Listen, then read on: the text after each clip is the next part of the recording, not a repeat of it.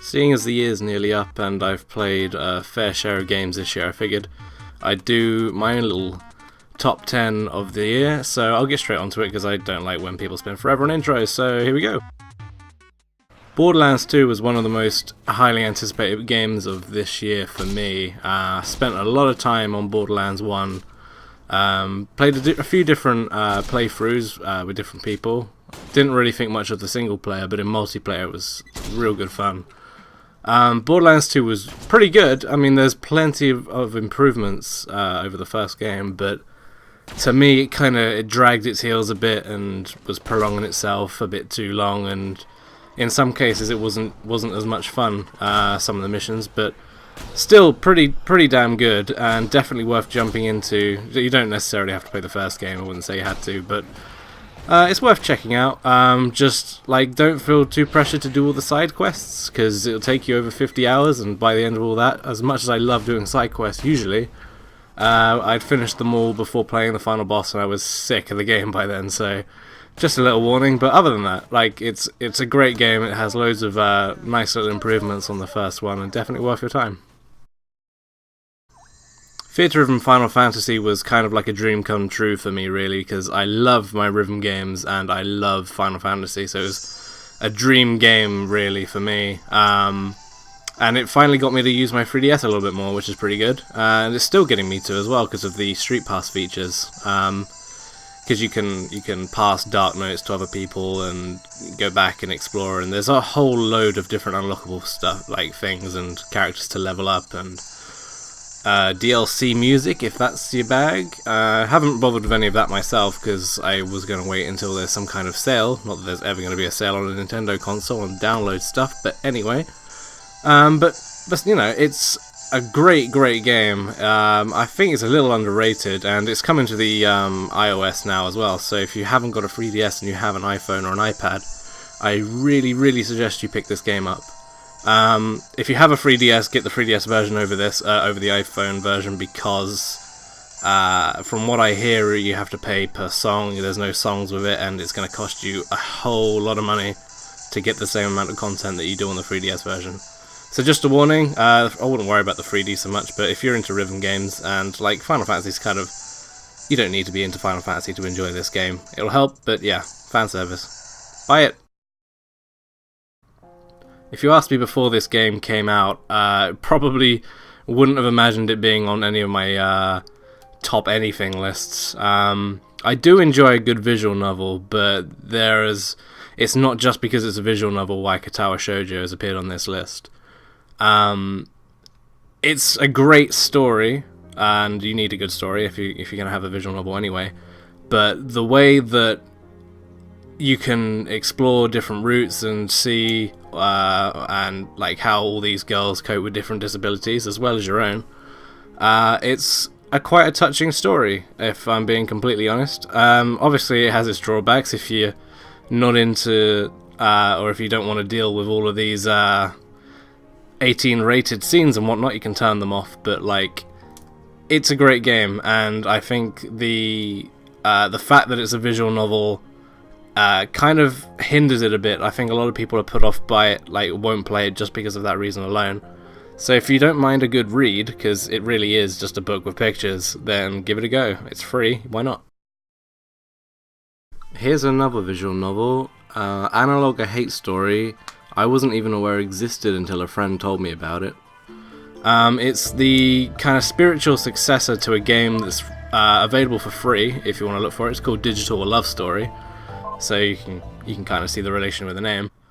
Analog: A Hate Story has you interact with an AI computer, and through going through their kind of memory banks and whatnot, you get to find all of this information about a dead crew aboard a spaceship.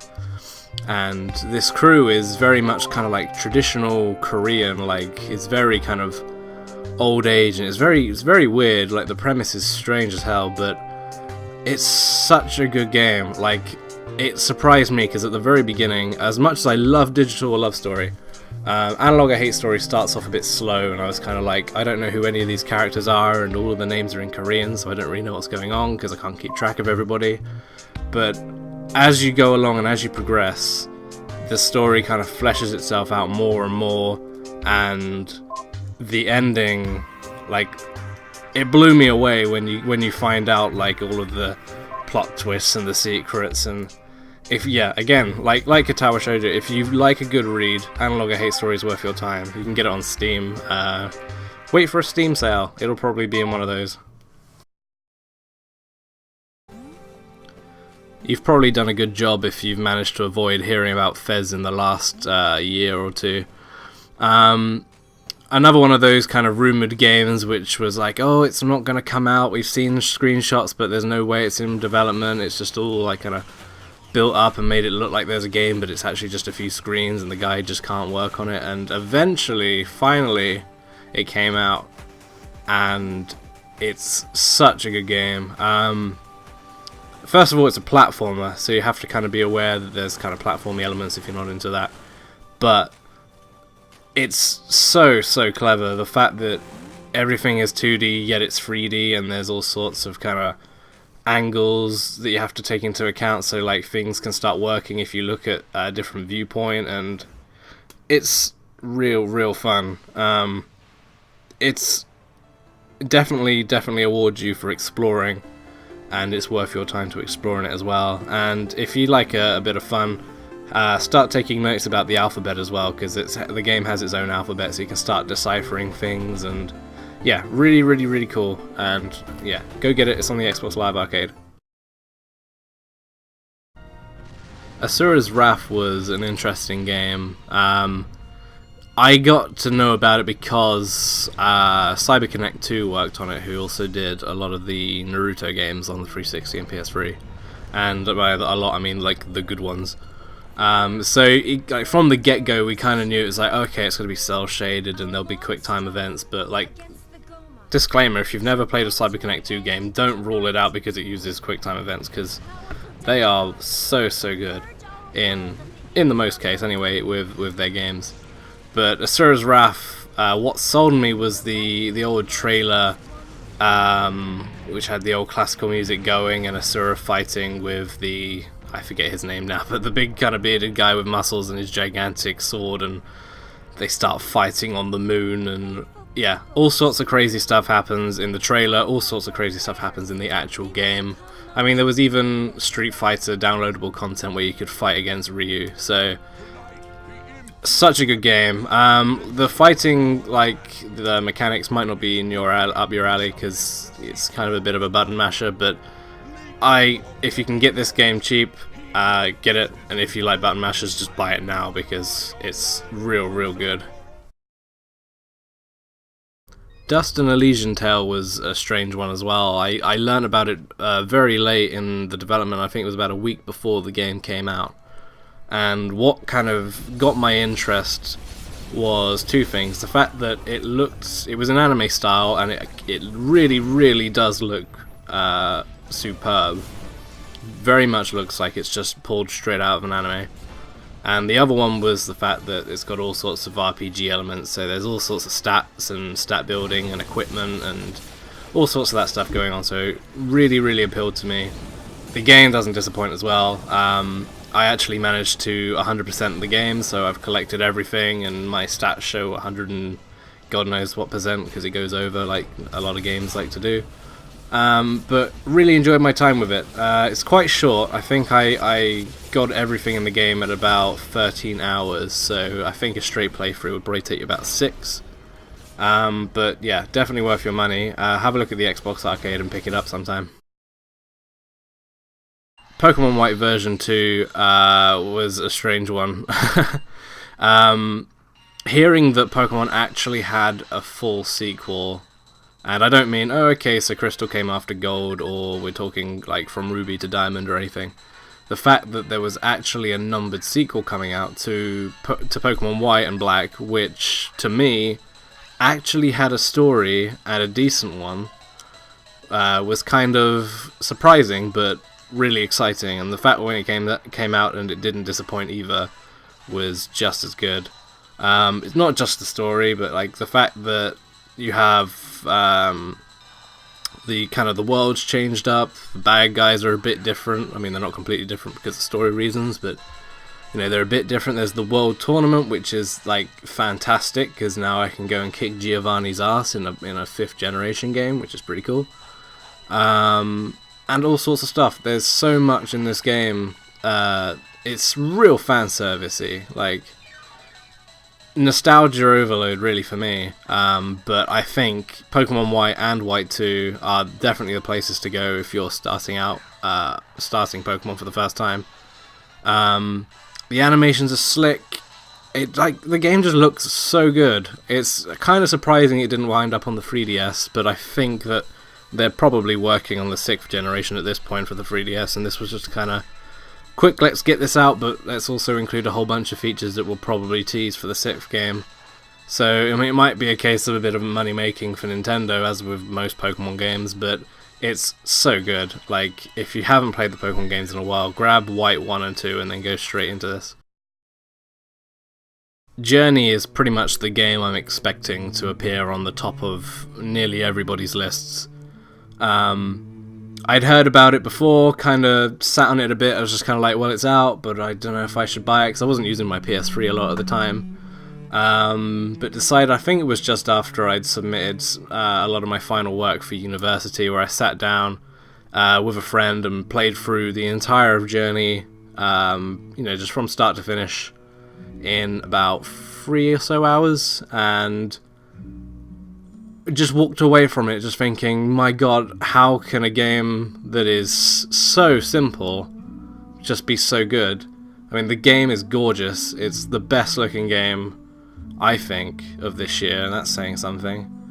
And as for a downloadable title as well, and the way that it deals with online, like the fact that you'll meet people that are playing the game at the same time as you, but you won't find out who they are until the end, because you don't want to have a gamer tag or a PlayStation Network name or whatever slapped on top of their heads while you follow them around, and there's no way to communicate. You can't use voice chat, you have to use kind of symbols and try and indicate, so it's very primitive, but it works so well.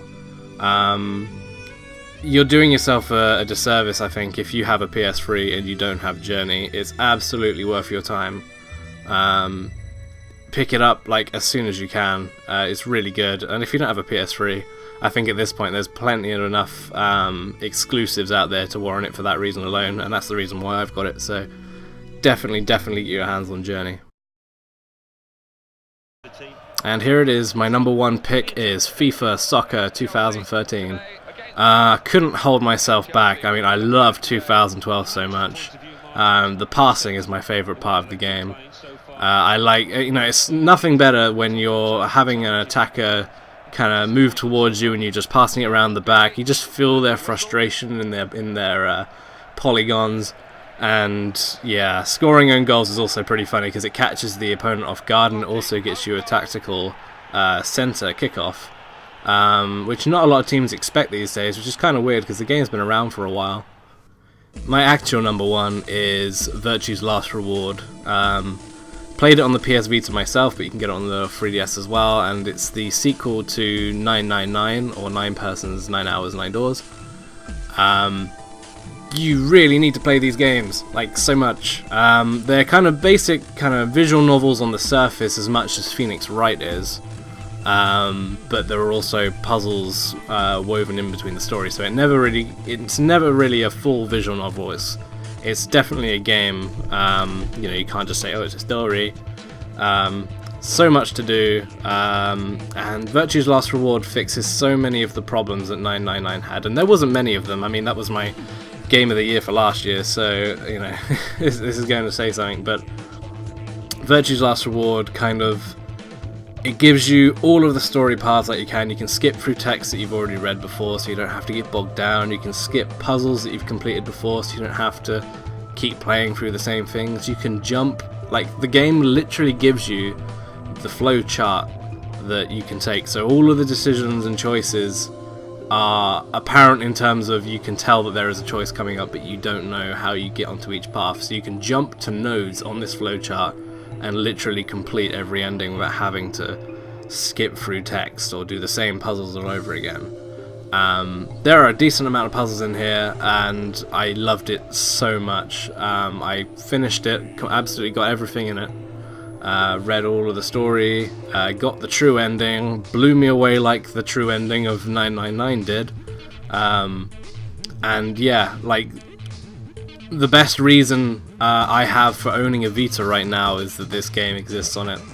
It looks great, it plays great. The puzzles, I think, aren't necessarily as good as the ones in 999, but that's not, that's not the issue here. Like, Virtue's Last Reward is all about the story, and the puzzles are pretty good. They're not terrible. But I just prefer the 999 ones. So yeah, if you own a Vita or a 3DS, you need to get this game. Play 999 first. Don't listen to other people and say it's got nothing to do with each other. You need to play 999 first. That's all I'm gonna say. And you should anyway, because 999 is fantastic. But you'll need a DS for that one. So yeah, Virtue's Last Reward is my game of the year. I thought I would also give an honourable mention, and that goes to a game that was released at the very, very end of 2011, which is called To the Moon. You might not have heard of it until this year because it was released back in 2011 on the author's website, and didn't really pick up a lot of popularity until it came to Steam earlier this year. But it has one of the best stories that you'll be able to get a hold of at this point in time, and it's definitely worth your money. I don't really want to talk too much about it because it's a game that is not worth playing if you have it spoilt. As much, like, the story is fantastic. If you've had it spoilt, it's ruined a brilliant game for you. So I recommend picking it up. I imagine it'll be cheaper in the Steam sales, but even then, it's not going to cost you more than a couple of quid anyway, I think. And there's even meant to be like indirect sequels and things planned in the future for the same kind of universe. So it makes me really happy that they're actually going to do more with this, because I really, really enjoyed it. I played it all in one go, loved it. I know other people that have as well. I would love to see more from the guys, because it's a touching story that it's probably only like 4 hours long, but really, really good. And it's made in RPG Maker, I think. So like, it's not exactly the most high-tech game in the world, but it does its job, and it does its job so much better than many games this year have for full retail price. So be sure to have a look out for it on Steam, because it's definitely worth your money. Well, that's my top 10 plus 1, I suppose, or plus 2 if you're counting the other thing. Obviously there might be games you think are missing, like Dishonored, which I didn't get to play this year, or The Walking Dead, which I've only actually beaten the first episode of. Kind of waiting on that one because I noticed that all of the episodes are getting discounted at some point over Christmas on Xbox Live, so I'll just pinch them all for half price because I'm dirty and cheap. But most of the games I imagine that you might argue should be on this list I probably haven't played. So I'll be interested to see what your top 10s look like if you've played 10 games this year, because I know not a lot of people have. Like, there were a few great games this year, but I don't think there was as many as like last year or the past few years. So let me know if you disagree with any of them. I'd also be interested in hearing why. But yeah, no, I might be a bit visual novel biased looking back at the list, but I think there's some pretty good games in there if you're not a fan of those that you can have a look at. And damn it, buy 999 and Virtue's Last Reward. You really need to. You deserve it.